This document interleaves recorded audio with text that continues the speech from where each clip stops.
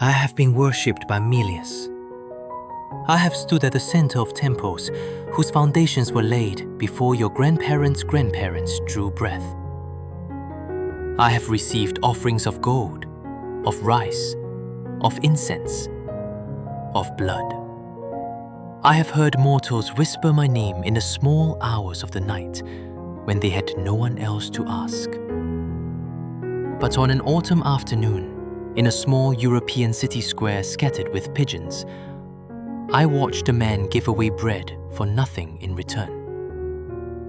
And I understood for the first time that I had never given anything in my 10,000 years. This is the memory I cannot release. The square was small, stone-paved, ringed by old buildings the colors of dried apricots and faded rose. A fountain stood in the middle, its water moving without sound. The old man sat on a stone bench at the far end. He wore a brown coat that had been good once, decades ago. The cuffs were frayed. His shoes had been polished, but the soles were thin. He was perhaps 70 years old. Sorrow had carved years into him that the calendar had not yet given. He held a paper bag in his lap. The pigeons knew. They had already gathered 20, 30, perhaps 50 of them. They stood close to his feet without fear. One was on his shoulder. He reached into the bag slowly and brought out a handful of bread.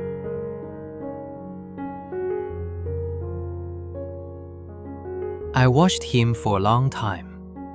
I did not understand. He was not a wealthy man. The coat told me. The shoes told me. The way he counted out the bread, careful that each piece was the same size, told me. He had perhaps spent on these pigeons what he could have spent on his own evening meal.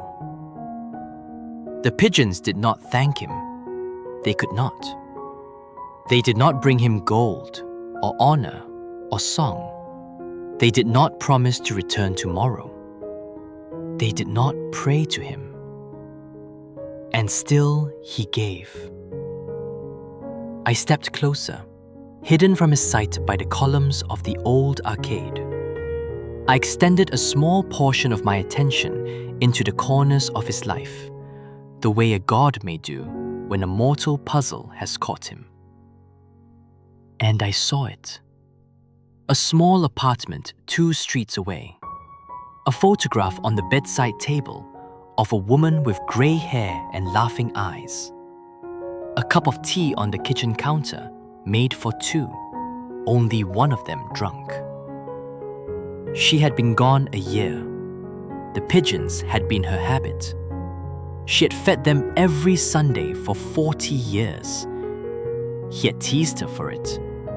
She had laughed and told him the birds remembered her face. She was gone. The pigeons did not know. He came anyway. I have been worshipped by millions. I have never given anything for free. The bread in my temples was offered in exchange for blessings. The incense was offered for protection. The blood was offered for power. Even the prayers, the desperate whispered prayers at 3 in the morning, those mortals were asking me for something. They burned their candles because they wanted me to act. Every offering has been a transaction. I have never, in 10,000 years, done a single thing for which nothing was owed in return. This man, with his frayed cuffs and his thinning shoes, was teaching me something I had not learned in 10 millennia. Love that asks for nothing is the one love I have never deserved. The bag emptied slowly. He did not stand. The pigeon stayed because he stayed. He stayed because, as long as they were here, he was still doing something she had loved. The streetlights came on. The pigeons drifted away.